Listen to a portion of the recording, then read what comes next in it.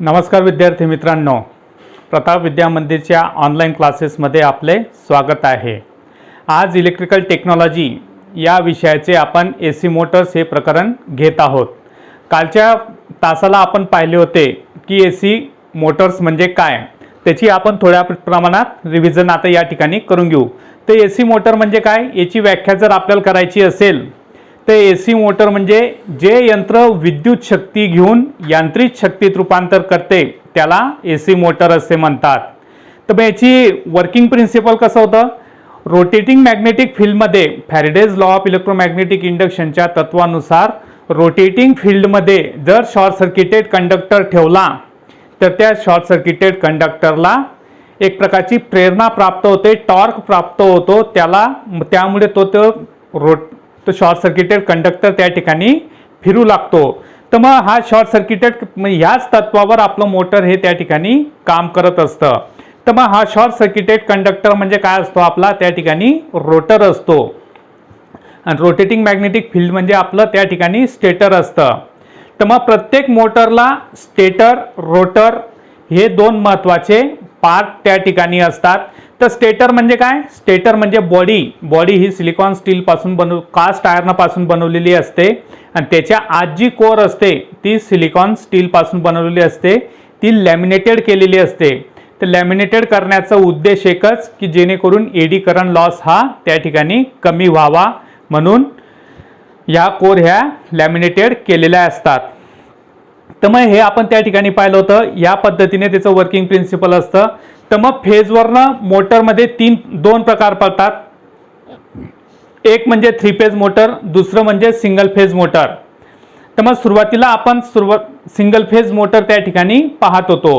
तर मग single phase motor आपण हे सुद्धा पाहिलं की मोटर सुरू होण्यासाठी कमीत कमी 2 फेजची आवश्यकता असते, म्हणजे मोटर जेव्हा चालू होते तेव्हा ते चालू होण्यासाठी 2 फेजची त्याला आवश्यकता असते। कारण सिंगल फेजवर मोटर ही स्वतःहून सुरू होत नसते, तर तिला सुरुवातीला मग बाहेरून कुठल्या तरी प्रकारची बाह्य प्रेरणा त्या ठिकाणी त्याला द्यावे लागते। बाह्य प्रेरणा दिल्यामुळे मग काय होतं, ती रोटर त्या ठिकाणी फिरायला सुरुवात केला जातो। मग ती जी बाह्य प्रेरणा दिली जाते, ज्या पद्धतीने बाह्य प्रेरणा ही त्यांना दिली जाते त्याच्यावरनं मग हे सिंगल फेज मोटरचे प्रकार हे आपण त्या ठिकाणी पाहिले होते। तर तिच्यात आपण पहिलं पाहिलं होतं स्प्लिट फेज मोटर। स्प्लिट म्हणजे काय, फेजचं स्प्लिट म्हणजे डिवाइड करणं। तर मग याच्यामध्ये काय होतात, याच्यामध्ये रनिंग वाइंडिंग, स्टार्टिंग वाइंडिंग ह्या दोन प्रकारच्या वाइंडिंग आपण पाहिल्या होत्या। तर स्टार्टिंग वाइंडिंग ही जाड तारीची कमी वेळी घेतलेली, रनिंग वाइंडिंग ही बारीक तारीची जास्त वेळी घेतलेली या ठिकाणी त्या ठिकाणी आपण पाहिलं। मग याच्यामुळे काय होतं, यांना इलेक्ट्रिकली 90 अंशाच्या कोनात त्यांची मांडणी केल्यामुळे 90 अंशाच्या कोन त्या ठिकाणी साधून त्या दोघं चुंबकीय रेषांमध्ये 90 अंशाचा कोन त्या ठिकाणी निर्माण केला जातो। आणि या ठिकाणी जो रोटर असतो तो रोटर सुद्धा स्क्विरल केज पद्धतीचा असतो। तर स्क्विरल केज पद्धतीचा रोटर कसा असतो आपण कालच मागच्या तासाला पाहिलेलं आहे। तर त्या स्क्विरल केज पद्धतीचा रोटर त्या ठिकाणी असतो। मग ज्या पद्धतीने आपण स्टेटरला सप्लाय दिला, म्हणजे स्टेटर वाइंडिंगला सप्लाय दिला, त्याच्यात चुंबकीय क्षेत्र निर्माण होतं, रनिंग वाइंडिंगचं चुंबकीय क्षेत्र निर्माण होतं, स्टार्टिंग वाइंडिंगचं चुंबकीय क्षेत्र हे त्या ठिकाणी निर्माण होतं। या दोघी वाइंडिंगचे चुंबकीय क्षेत्र निर्माण झाले की त्या चुंबकीय क्षेत्रामुळे काय होतं, मग त्या चुंबकीय क्षेत्रामुळे रोटरमध्ये सुद्धा तो शॉर्ट सर्किटेड आहे, त्याच्यामध्ये सुद्धा वाइंडिंग आहे, त्या वाइंडिंगमुळे सुद्धा मग तो रोटरमध्ये चुंबकीय क्षेत्र निर्माण होतं आणि ते चुंबकीय क्षेत्र स्टेटरचे चुंबकीय क्षेत्र म्हणजे ज्याच्यामुळे ते निर्माण झालं त्यालाच ते विरोध करायला लागतं। परंतु आपली स्टेटर हे बाहेरून स्टँडने फिट केलेलं असतं, त्याचे जे स्टँड असतात स्टँडला आपण नट बोल्टच्या सहाय्याने फिट करून घेतो, म्हणून ते स्टेटर फिट असल्यामुळे रोटर त्या ठिकाणी फिरायला लागतो। कारण रोटर हा स्टेटरच्या मध्यभागी बेरिंगच्या साहाय्याने दोघी कव्हरला आजूबाजूला बेरिंग असतात, त्या बेरिंगच्या साहाय्याने तो फिरायला त्या ठिकाणी सुरुवात करतं. या पद्धतीने स्प्लिट फेज मोटर आपण त्या ठिकाणी पाहिली. त्यानंतर दुसरी पाहिली आधी आपण कॅपॅसिटर स्टार्ट मोटर. आता कॅपॅसिटर स्टार्ट त्याच्या नावातच आहे की कॅपॅसिटरचा उपयोग फक्त कॅपॅसिटरने मोटर सुरू करून द्यायची, नंतर तर कॅपॅसिटर त्या सर्किटमधनं आउट होऊन जाईल. यासाठी ते कॅपॅसिटर स्टार्ट मोटरचं आपण कॅपॅसिटर स्टार्ट मोटर या असं त्या मोटरचं नाव असतं. तर याच्यामध्ये कसं असतं, रनिंग वाइंडिंग असते, स्टार्टिंग वाइंडिंग असते आणि स्टार्टिंग वाइंडिंगच्या सिरीजमध्ये हे कॅपॅसिटर लावलेलं असतं. त्याला सेंट्रिफ्युगल स्विच सुद्धा त्या ठिकाणी जोडलेला असतो. त्या सेंट्रिफ्युगल स्विचच्या साहाय्याने जेव्हा मोटर स्पीड घेते, जेव्हा मोटर 70 ते 80% स्पीड घेते म्हणजे फिरण्यास सुरुवात करते, तेव्हा तो सेंट्रिफ्युगल स्विच ओपन होऊन जातो आणि तो सेंट्रिफ्युगल स्विच ओपन झाला म्हणजे ते कॅपॅसिटर सर्किटमधनं हे वेगळं होऊन जातं आणि तेव्हा फक्त मग आपली मोटर ही रनिंग वाइंडिंगवरच फिरत असते, म्हणून तिला सिंगल फेज मोटर असे म्हणतात. आता तिचा तर दुसरा कॅपॅसिटरमध्येच दुसरी अजून एक मोटर आहे, कॅपॅसिटर स्टार्ट कॅपॅसिटर रन. ह्या पद्धतीची ही एक मोटर आहे. आता बाजूला आकृत्या तुम्ही पाहत असाल, कॅपॅसिटर स्टार्ट कॅपॅसिटर रन म्हणजे यामध्ये दोन कॅपॅसिटर असतात. एक कॅपॅसिटर फक्त स्टार्ट करण्यासाठी असतं म्हणून कॅपॅसिटर स्टार्ट, आणि एक कॅपॅसिटर कायमस्वरूपी चुंबक आपलं सर्किटमध्ये असतं म्हणून कॅपॅसिटर रन. एक कॅपॅसिटर जास्त मायक्रोफॅरेडचं असतं आणि एक जे मायक्रोफॅरेड आहे ते कमी मायक्रोफॅरेडचं असतं. आता बाजूला आकृती पहा, सिरीजमध्ये एक कॅपॅसिटर जोडलेला आहे, त्याच्या बाजूला अजून एक कॅपॅसिटर जोडलेला आहे आणि त्याच्या खाली सेंट्रिफ्युगल स्विच जोडलेला आहे. मग जेव्हा आपली मोटर, आता याच्यात कसं होतं, काल तुम्हाला सांगितलं, आपली ही जी कॉईल असते, कॉईल ही इंडक्टिव्ह लोड निर्माण करते आणि ज्या सर्किटमध्ये इंडक्टिव्ह लोड असेल त्याचा त्याचा पॉवर फॅक्टर हा कमी कमी होत जातो. पॉवर फॅक्टर नेहमी एक पाहिजे. ज्या सर्किटचा पॉवर फॅक्टर जास्त असतो किंवा युनिटी असतो तर त्या सर्किटचं म्हणजे त्या ठिकाणी आपण जर ढोबळमानाने म्हटलं तर त्या ठिकाणचं लाईट बिल हे कमी येत असतं. आणि ज्या ठिकाणी इंडक्टिव्ह लोड जास्त असतात, आता जर सपोज आपल्या ज्या कंपन्या जर आपण पाहिल्यात, कंपन्यामध्ये मोटारी ह्या भरपूर मोटारी असतात, सर्व प्रकारच्या मोटारी असतात आणि प्रत्येक मोटरमध्ये ही वाइंडिंग असते, कॉईल असते. वाइंडिंग म्हणजे कॉईल असते, त्यामुळे इंडक्टिव्ह लोड हा त्या ठिकाणी भरपूर असतो म्हणून त्या ठिकाणी लाईट बिल हे जास्त येत असतात. म्हणून हा जी कॉईल जी असते ती इंडक्टिव्ह लोड त्या ठिकाणी निर्माण करते आणि ती इंडक्टिव्ह लोड निर्माण झाला म्हणजे ते आपला पॉवर फॅक्टर हे लॅगिंग करत चालतं, मायनसमध्ये करत चालतं. परंतु त्याच ठिकाणी कॅपॅसिटर सुद्धा आपण जोडलेलं आहे. तर कॅपॅसिटर हे कॅपॅसिटिव्ह लोड ते निर्माण करत असतं आणि ते कॅपॅसिटिव्ह लोड निर्माण झाला म्हणजे ते पॉवर फॅक्टर काय करत असतं, इम्प्रूव्ह करत असतं. म्हणजे आपली जी कॉईल आहे ती स्टार्टिंग कॉईल असेल किंवा रनिंग कॉईल असेल ते पॉवर फॅक्टर लॅगिंग करतायत, परंतु हे जे आपली कॅपॅसिटर जे आहे ते पॉवर फॅक्टर लीडिंग करतायत. म्हणून या प्रकारे त्याच्यामध्ये दोन फेजमध्ये त्यांचं ते रूपांतर होतं. इलेक्ट्रिकल दोन फेजमध्ये त्यांचं रूपांतर होऊन त्या रोटरला त्या ठिकाणी प्रेरणा मिळते. रोटर याच्या सुद्धा स्क्विरल केज पद्धतीचाच असतो म्हणून त्या रोटरमध्ये त्या ठिकाणी रोटरला प्रेरणा मिळाली तर तो त्या ठिकाणी रोटर हा फिरू लागतो. आणि हा जो मग दुसरा जो कॅपॅसिटर आहे तर त्या ठिकाणी सेंट्रिफ्युगल स्विच त्या ठिकाणी ओपन होऊन जातं. सेंट्रिफ्युगल स्विच ओपन झालं म्हणजे ते ऑटोमॅटिक त्या सर्किटमधनं एक कॅपॅसिटर त्या ठिकाणाहून कट होऊन जातो आणि तो त्या ठिकाणाहून कट झाला तर मग एका कॅपॅसिटरवर आपली मोटर ही चालू असते. या पद्धतीच्या मोटार रेफ्रिजरेटर, वातानुकूलित एअर कंडिशनर आणि रेफ्रिजरेटर या म्हणजे फ्रीजमध्ये या तिघी ठिकाणी या मोटरचा उपयोग या केला जात असतो.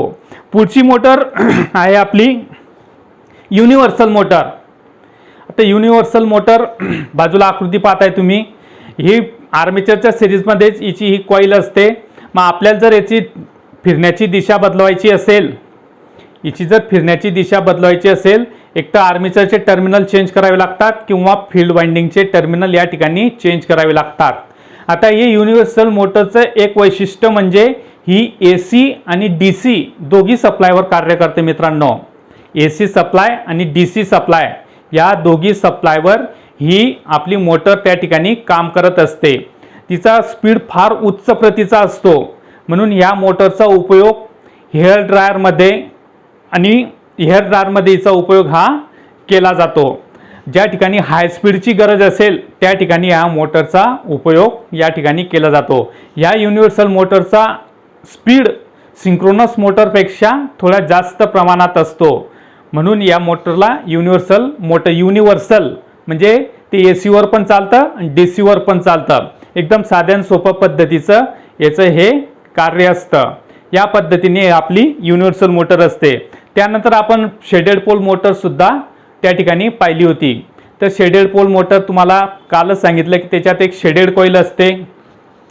जे पोल शू असतात, स्टेटरचे पोल शू, त्याच्यावरच एक खाच त्यांनी ती निर्माण केलेली असते आणि त्या खाचेमध्ये ती शेडेड कॉईल त्यांनी ती त्या ठिकाणी ठेवलेली असते. मग ती शेडेड कॉईल त्या ठिकाणी ठेवलेली असल्यामुळे मग त्या ठिकाणी ती आपण जेव्हा मेन कॉईलला रनिंग वाइंडिंग आणि स्टार्टिंग वाइंडिंगला त्या ठिकाणी सप्लाय देतो, तो सप्लाय दिल्यानंतर त्याचं चुंबकीय क्षेत्र निर्माण होतं. पण त्याच वेळेस त्यांच्या सान्निध्यात ही शेडेड कॉईल ठेवलेली असल्यामुळे मग त्या शेडेड कॉईलमध्ये सुद्धा स्वतःचं चुंबकीय क्षेत्र त्या ठिकाणी निर्माण करतं आणि ते चुंबकीय क्षेत्र आणि मेन वाइंडिंगचं चुंबकीय क्षेत्र हे दोघी एकमेकांना विरोध करत जातात आणि त्याच्यातच माझून रोटरमध्ये सुद्धा त्याचं चुंबकीय क्षेत्र निर्माण होतं आणि ते चुंबकीय क्षेत्रामुळे मग आता रोटरला त्या ठिकाणी प्रेरणा त्या ठिकाणी मिळत असते.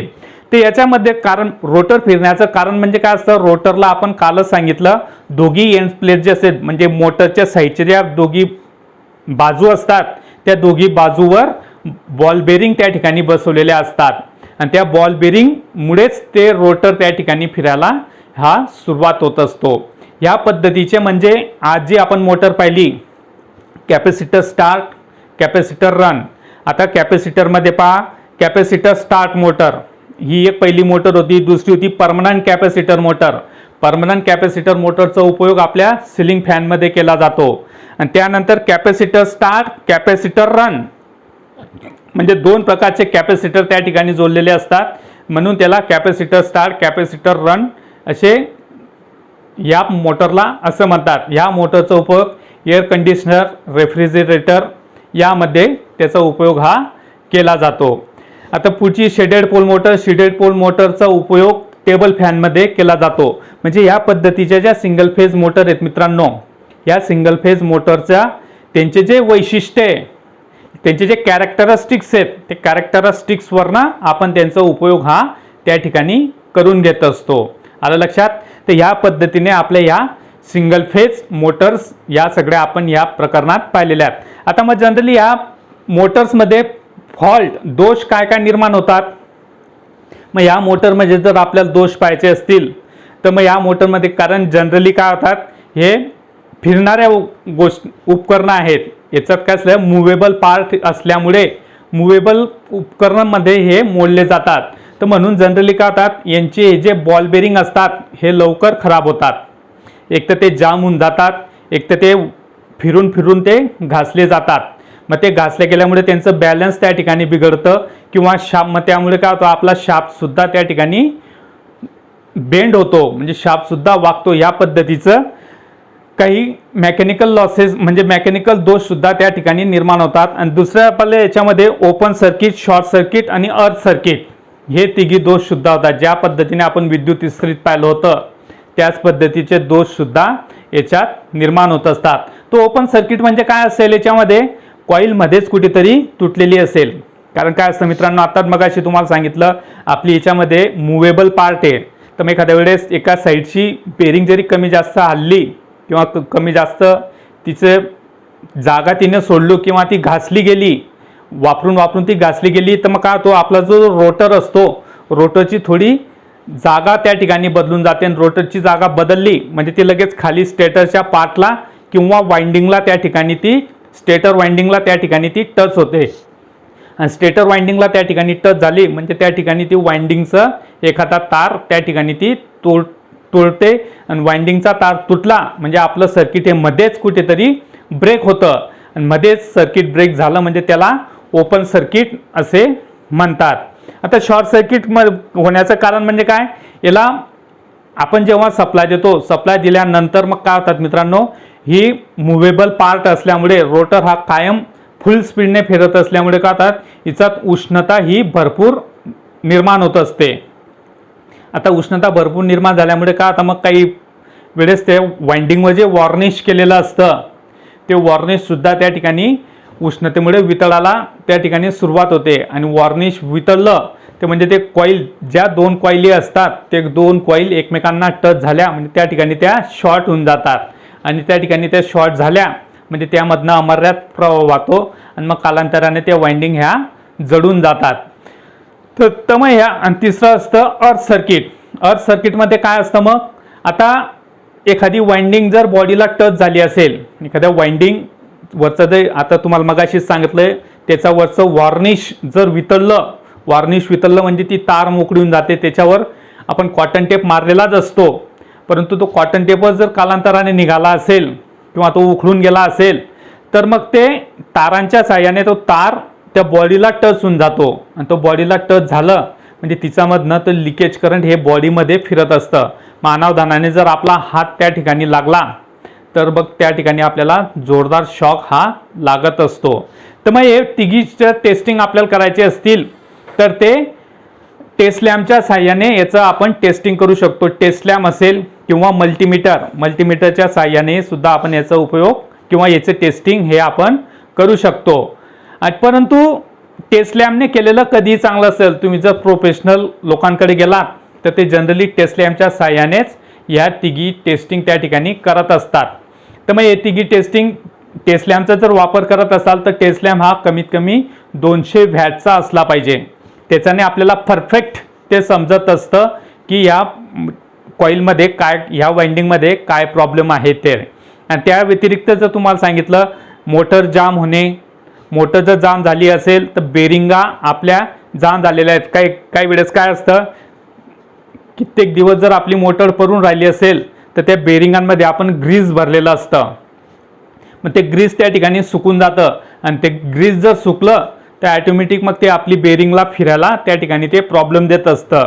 किंवा जास्त मोटरचा वापर झाला असेल तर त्या बेरिंगा आपल्या कोरड्या होऊन जातात, तिच्यातलं ग्रीस हे उडून जातं आणि तिच्यातलं ग्रीस संपलं तर मग त्या बेरिंगा एकदम कोरड्या होऊन जातात आणि मग ते आवाज करायला लागतात. काही वेळेस जर तुम्ही पाहिलं असेल ते आपले काही ज्या मोटारीस एकदम कर्कश आवाज करतात. आता जनरली नळ आले तर त्यावेळेस आपण पाण्याच्या मोटारी सुरू करतात. आता कॉलनीमध्ये जर ज्याची मोटर जास्त आवाज करत असेल तर त्यांनी समजून जायचं की आपले बेरिंग मधले ग्रीस हे संपलेलं आहे, ती कोरडी बेरिंग त्या ठिकाणी चालते. मग आपण त्यावेळेस जास्तीत जास्त कंटाळा करतो मित्रांनो, त्यावेळेस ती बेरिंग पूर्ण मग कालांतराने पूर्ण खराब ही होऊन जाते. मग त्याच्याने अजून जास्त खर्च. मग याचे परिणाम काय होतात, याचे परिणाम वाइंडिंगवर होतात. आलं लक्षात, याचे परिणाम हे वाइंडिंगवर होतात. कारण ते वाइंडिंगला तो बेरिंग जर ती कर्कश आवाज करत असेल म्हणजे ती एक प्रकारे तो रोटर फिरायला ती त्या ठिकाणी विरोध करते, तरी आपण तो रोटर फिरवतोय. मग याच्यामुळे का तो त्या रोटरच्या किंवा स्टेटरच्या वाइंडिंगवर त्या ठिकाणी जास्त लोड पडतो आणि मग कालांतराने आपली मोटर जर 1 वर्षांनी जळणार असेल तर ती 4-5 महिन्यातच ती जळून जाते. मग म्हणून या पद्धतीने साधारणतः मोटरमध्ये लॉसेस हे होत असतात. या पद्धतीने AC मोटर्सचे प्रकार आपण पाहिले, त्याच्यात दोष काय काय होतात ते सुद्धा पाहिले. तर पुढचं प्रकरण आपण पुढच्या तासाला घेऊ. थँक्यू.